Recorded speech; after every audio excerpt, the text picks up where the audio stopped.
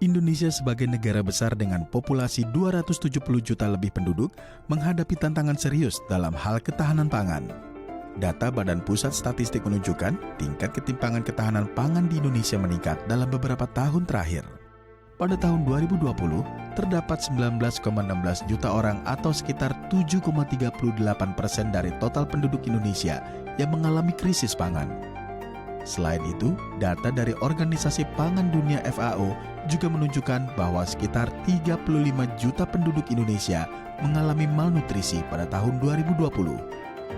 Hal ini bisa terjadi baik dalam bentuk kekurangan gizi maupun kelebihan gizi yang tidak seimbang. Melihat kondisi ini, organisasi non-profit Food Bank of Indonesia tergerak untuk menampung makanan berlebih dari sejumlah pihak agar tidak terbuang untuk kemudian disalurkan kepada masyarakat yang membutuhkan. Seperti kelompok rentan yang kurang memiliki akses terhadap pangan.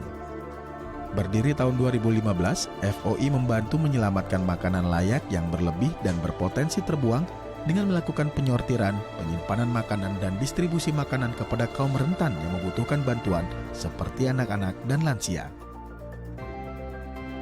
Macam-macam yang diterima oleh Food Bank of Indonesia. Jadi apa saja bisa kita terima, mulai dari makanan yang kering, makanan basah, atau makanan seperti buah-buahan, seperti biskuit, banyak macamnya. Kalau dari bahan-bahannya sendiri, kita itu sudah ada quality control.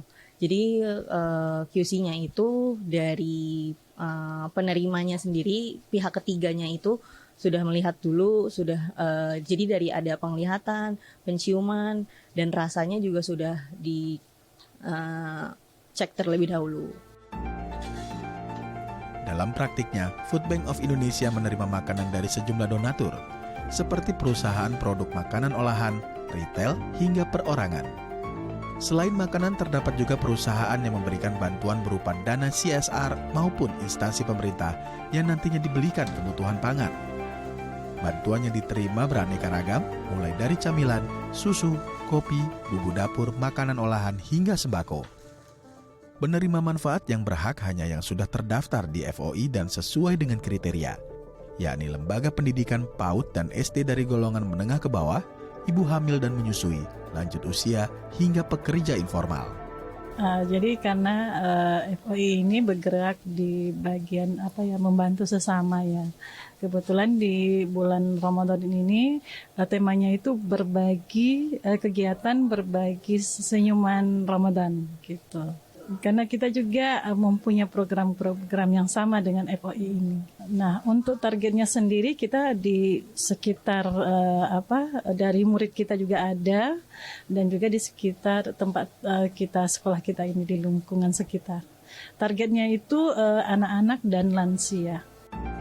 Inisiatif Food Bank of Indonesia dapat menjadi salah satu contoh mendukung praktik konsumsi dan produksi berkelanjutan untuk memperkuat ketahanan pangan sekaligus upaya penyelamatan lingkungan. Kolaborasi dengan berbagai pihak amat penting.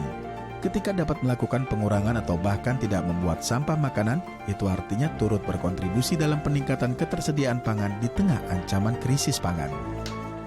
Media Tawadu, Serolino Lamba, DAI TV.